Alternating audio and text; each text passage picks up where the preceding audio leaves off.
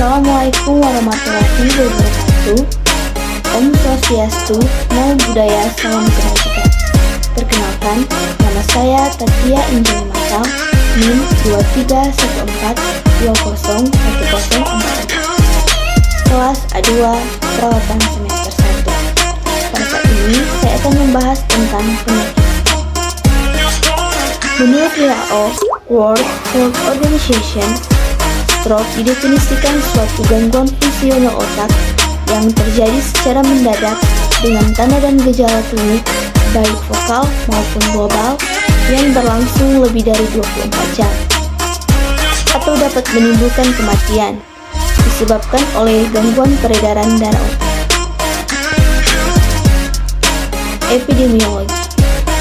Di Indonesia, stroke merupakan penyakit nomor 3 yang mematikan setelah jantung dan kanker. Bahkan, menurut survei tahun 2004, stroke merupakan pembunuh nomor 1 di LS pemerintah di seluruh penjuru Indonesia. Kejadian stroke di Indonesia pun selalu meningkat dari tahun ke tahun. Sebanyak 33% pasien stroke membutuhkan bantuan orang lain untuk aktivitas pribadi, 20% membutuhkan bantuan orang lain untuk dapat berjalan kaki, dan 75% kehilangan pekerjaan. Etiologi. Stroke biasanya disebabkan oleh: pertama, trombosis cerebral, kedua, emboli cerebri, ketiga, hemoragik, keempat, hipoksia umum, kelima, hipoksia lokal. Faktor risiko stroke. Pertama, non-modifiable risk factor. Usia, jenis kelamin, berat badan, lahir rendah, ras, etnis, genetik, hereditas. Kedua, modifiable risk factor. Well documented and modifiable risk factors. Hipertensi, paparan asap rokok, diabetes, atrial fibrilasi, dan beberapa kondisi jantung tertentu. Dislipidemia, stenosis arteri karotis, sickle cell disease, obesitas. Sindroma metabolik, penyalahgunaan alkohol, penggunaan kontrasepsi oral, sleep disorder, breathing, nyeri kepala, migrain. Klasifikasi stroke. Klasifikasi stroke dibedakan menurut patologi dari serangan stroke meliputi: pertama, stroke hemoragik, merupakan perdarahan cerebri dan mungkin perdarahan subarachnoid, disebabkan oleh pecahnya pembuluh darah otak pada daerah untuk tertentu. Biasanya kejadiannya saat melakukan aktivitas atau saat aktif, namun bisa juga terjadi saat istirahat. Kesadaran klien umumnya menurun. Kedua, stroke iskemik dapat berupa iskemia atau emboli dan trombosis cerebri. Biasanya terjadi saat setelah lama beristirahat, baru bangun tidur, atau di pagi hari. Tidak terjadi perdarahan, namun terjadi iskemia yang menimbulkan hipoksia, dan selanjutnya dapat timbul edema sekunder. Manifestasi klinis adalah sebagai berikut: nyeri kepala yang sangat berat, menjalar ke leher dan wajah, mual dan muntah, kaku kuduk, penurunan kesadaran, hilangnya kekuatan atau timbulnya gerakan canggung di salah satu bagian tubuh, terutama di salah satu sisi, termasuk wajah, lengan, atau tungkai. Rasa baal, hilangnya sensasi atau sensasi tak lazim di suatu bagian tubuh, terutama jika hanya salah satu sisi. Hilangnya penglihatan total atau parsial di salah satu sisi. Kerusakan motori dan kehilangan kontrol volunteer terhadap gerakan motor. Pemeriksaan diagnostik.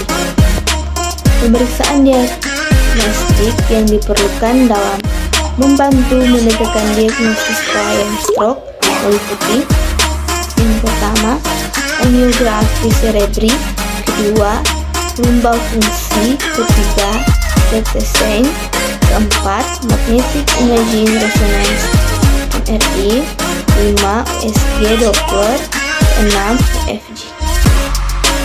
Komplikasi stroke. Setelah mengalami stroke, klien mungkin akan mengalami komplikasi.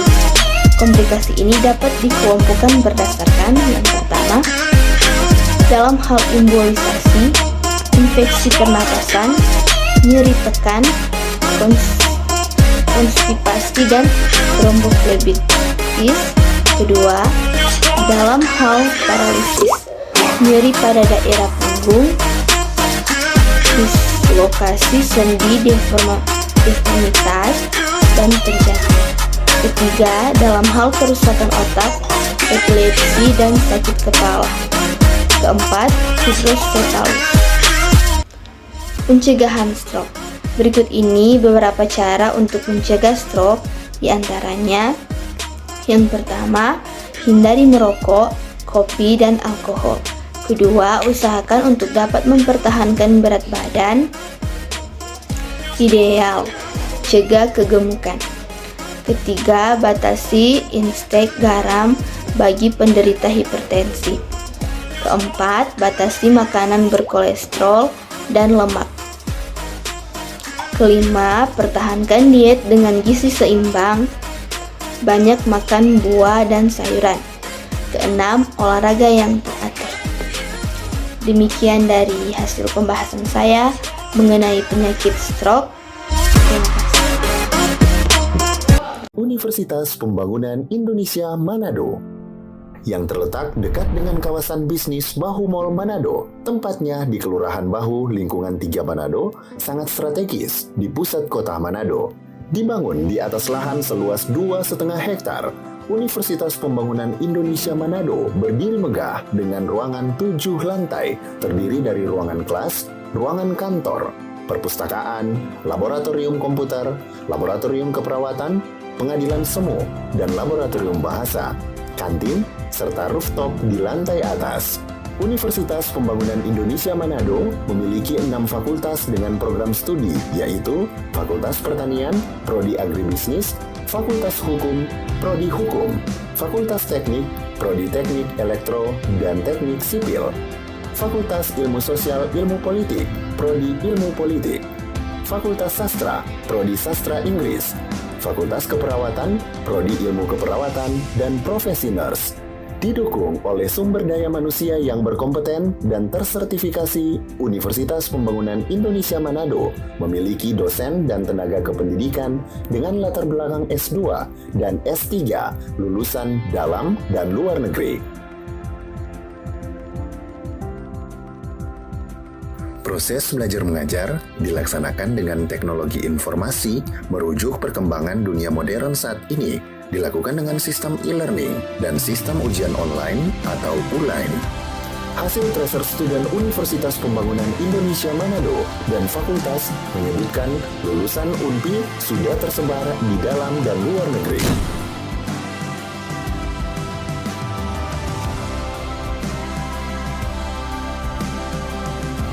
Selamat bergabung putra-putri terbaik bangsa. Kembangkan dirimu, raih cita-citamu setinggi bintang di langit. Kami siap menghasilkan generasi terbaik dan pemimpin di masa depan.